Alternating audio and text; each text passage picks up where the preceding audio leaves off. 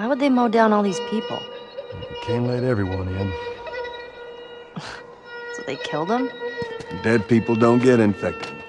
It's kind of shitty. The Last of Us really has been a story of contrast. It's some pretty dark themes, but they're juxtaposed against an aesthetic that we find very beautiful. That contrast is visual, but it's also in the environment. The world we decided was actually its own character.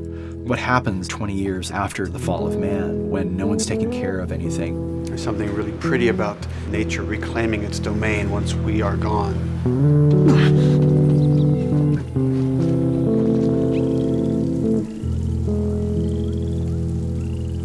So everything we're doing in the environments is relating back to what you should be feeling in the story or what's happening to these characters. You as a player, you as Joel, you can look at these things and reflect about how much we've built and what we've lost.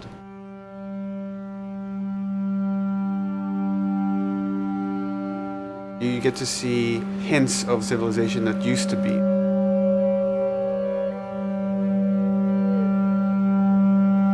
Each level has, a lighting artist, a modeler, and a texture artist, and we all work together. This was the block mesh that they gave me, and it's at the interior of a building. I had to be mindful of where I had set the lighting up in the color script, how it would be coming through the windows and lighting this area, which would give us this concept.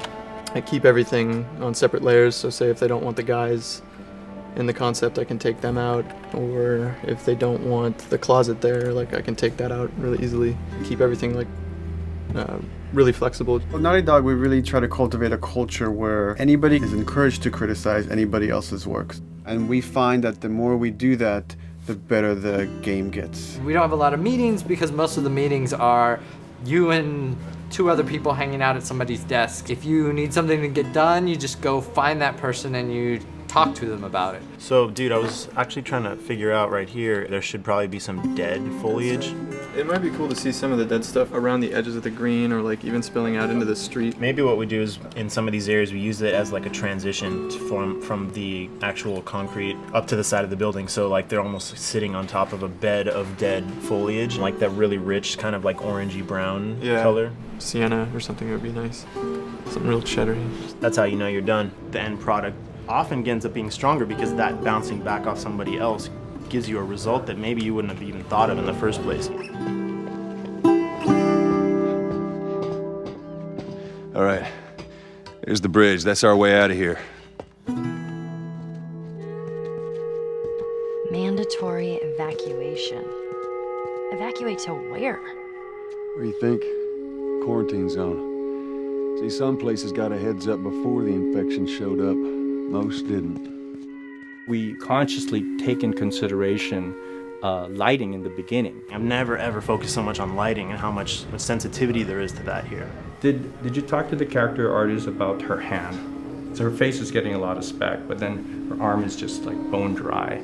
You think something we can tweak in shader? We'll have to send back to character team Michael to take a look. I can play with the lights and see if that's creates more spec. Yeah. So all the characters cast soft shadows onto the environment. Even when there is no direct sunlight or no direct light sources, we still have nice fuzzy shadows. Damn, that's quite a drop. If you shine a light on a red wall, it will bounce the red lighting of the whole environment, making it red. Everything should have a bounce lighting, otherwise the world is gonna feel dry and unrealistic.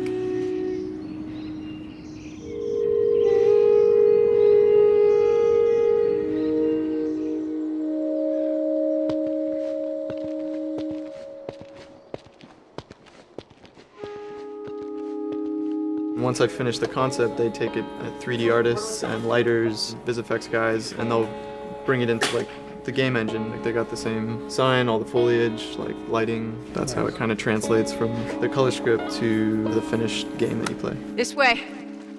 If we cut through downtown, we can hit the Capitol building by sunrise.